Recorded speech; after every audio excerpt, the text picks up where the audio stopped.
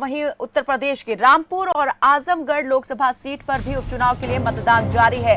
रामपुर आजमगढ़ में लोकसभा उपचुनाव के लिए वोटिंग जारी। सुबह 7 बजे से वोटिंग जारी, शाम 6 बजे तक होगी वोटिंग। मतदान केंद्रों के बाहर मतदाताओं की लगी लंबी कतारें।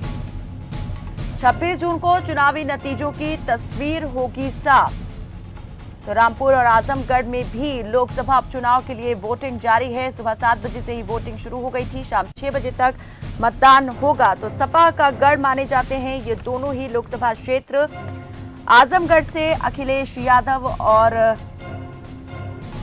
रामपुर से आजम खान के इस्तीफे के बाद ये लोकसभा सीट खाली हुई थी। विधानसभा चुनाव जीतने के बाद, उसमें निर्वाचित होने के बाद इन दोनों ही सांसदों ने अपनी सीट से इस्तीफा दिया था।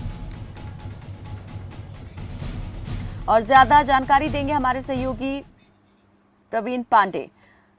प्रवीण, आपसे ये जानना चाहेंगे, रामपुर और आजमगढ़ के लिए जो है आज लोकसभा उपचुनाव के लिए मतदान जारी है। क्या लगता है यहाँ पर अभी तक मतदान प्रतिशत को देखकर कितना मतदान प्रतिशत पहुंच चुका है, और इसको देखते हुए नतीजे किस और जो है वो इशारा करते दिखाई दे सकते हैं? निश्चित तौर पे आपको बता दें कि सुबह 11 बजे अगर बात करें रामपुर की, तो 18.81% यानी कि लगभग 19% जो है मतदान हो चुका है। सुबह से ही जो है मतदाताओं के अंदर एक रुचि दिख रही है, क्योंकि जो दोपहर में धूप बहुत तेज हो जा रही है, तो इसलिए लोगों ने, मतदाताओं ने सुबह से ही लाइन लगा दिया मतदान करने के लिए। और जो उपचुनाव हो रहे हैं रामपुर और आजमगढ़, आपको बता दें कि रामपुर में जो आजम खान ने इस्तीफा दिया था, आजम खान के जो करीबी हैं आसिम रजा, उनको प्रत्याशी बनाया गया है। वहीं भारतीय जनता पार्टी के पूर्व एमएलसी घनश्याम सिंह लोधी को मैदान में उतारा गया है। 2058 लगभग बूथ बनाए गए हैं। वहां पर लगभग 18,000 अर्धसैनिक बल वहां पर तैनात किए गए हैं रामपुर में। अगर बात करें आजमगढ़ की, तो आजमगढ़ का जो समीकरण है उसमें साफ तौर पर है कि जो पूर्व मुख्यमंत्री अखिलेश यादव हैं, उनके चचेरे भाई धर्मेंद्र यादव वहां से चुनाव लड़ रहे हैं। तो वहीं भारतीय जनता पार्टी से दिनेश लाल यादव उर्फ निरहुआ जो है चुनाव मैदान में है, जो कि 2019 में भी चुनाव मैदान में थे। लेकिन इस बार आजमगढ़ की राजनीति में एक नया पार्ट जो जुड़ा है वो है बसपा के कैंडिडेट, वो इस बार चुनाव में मैदान में 2019 में चुनाव मैदान में नहीं थे, गुड्डू जमाली। तो निश्चित तौर पे गुड्डू जमाली जो बीएसपी के प्रत्याशी हैं, गुड्डू जमाली इस बार आजमगढ़ की राजनीति में एक नया फेरबदल कर सकते हैं, क्योंकि इस जो 2 वर्ष सिर्फ बचे हैं कार्यकाल के, उस 2 वर्षों में सभी लोगों का यह कहना है कि इसमें ना तो सरकार बननी है, ना ही सरकार बिगड़नी है। तो इसीलिए जो प्रत्याशी हैं, जो मेहनत कर रहे हैं, जो जनता के लिए काम कर रहे हैं, उनको हम सब लोग इस बार प्रत्याशी बनाएंगे। 2019 की अगर बात करें तो जब बसपा और सपा का गठबंधन था, तब जब बसपा और सपा के गठबंधन के बाद 2,61,000 लगभग वोटों से अखिलेश यादव जो पूर्व मुख्यमंत्री हैं उत्तर प्रदेश के, वो चुनाव जीते थे। लेकिन इस बार गुड्डू जमाली चुनाव मैदान में है। कहीं ना कहीं जो 3 लाख वोटर मुस्लिमों का है और 3 लाख लगभग जो आरक्षित है, जो बीएसपी का कोर वोटर माना जा रहा है, लगभग जो 6 लाख वोट है,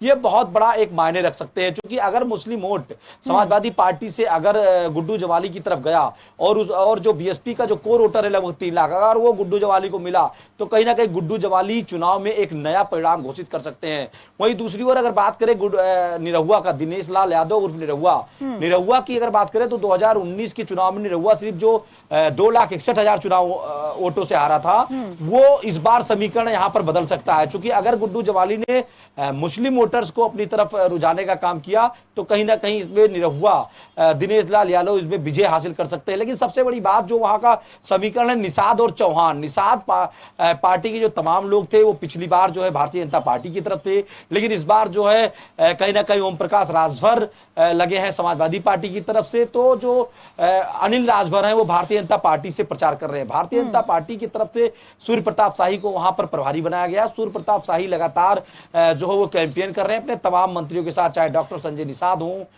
चाहे जो दया शंकर सिंह हों जो परिवहन मंत्री हैं, अनिल राजभर वहां पर मौजूद हैं, और तमाम ऐसे संगठन के मंत्री वहां पर मौजूद हैं जो कि लगातार कैंपेन कर रहे हैं, लगातार काम कर रहे हैं, और क्षेत्रों में ये देखने को मिल रहा है।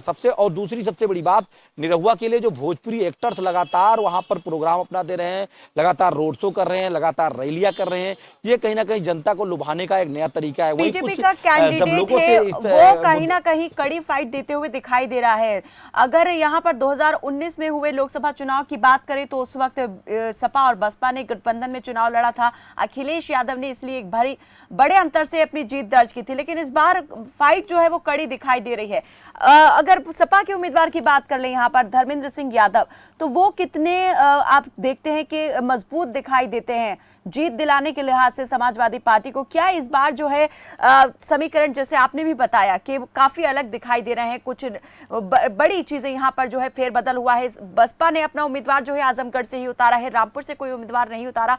कांग्रेस ने दोनों ही लोकसभा सीटों पर अपना उम्मीदवार कोई नहीं उतारा है। ऐसे में किसे फायदा और किसको इसका नुकसान ज्यादा होगा?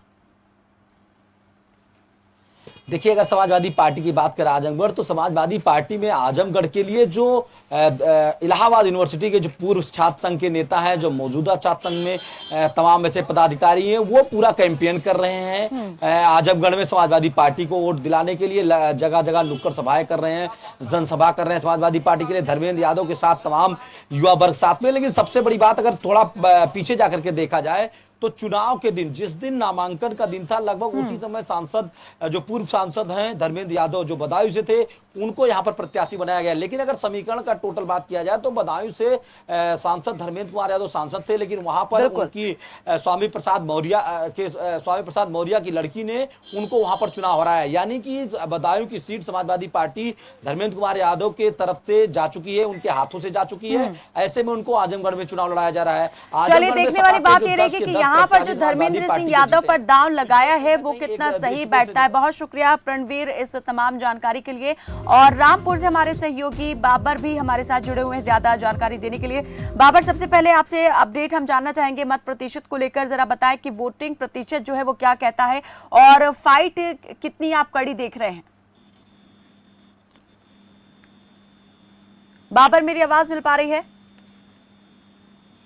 चले, लगता है हमारा संपर्क जो है वो नहीं हो पा रहा है। तो आपको बता दें कि रामपुर लोकसभा और आजमगढ़ लोकसभा उपचुनाव के लिए जो है वोटिंग जारी है और तेजी के साथ यहां पर ऊपर जाता हुआ मत प्रतिशत दिखाई दे रहा है। भारी उत्साह इस चुनाव को लेकर दिखाई दे रहा है। देखने वाली बात यही रहेगी कि इस बार जो है समाजवादी पार्टी इन दोनों ही लोकसभा सीटों पर अपनी जीत को दोहरा पाती है या नहीं। फिलहाल के लिए मेरे साथ बस इतना ही। आप देखते रहे खबर फास्ट। नमस्कार। आप देख रहे हैं खबर फास्ट, तेज खबर, पैनी नजर।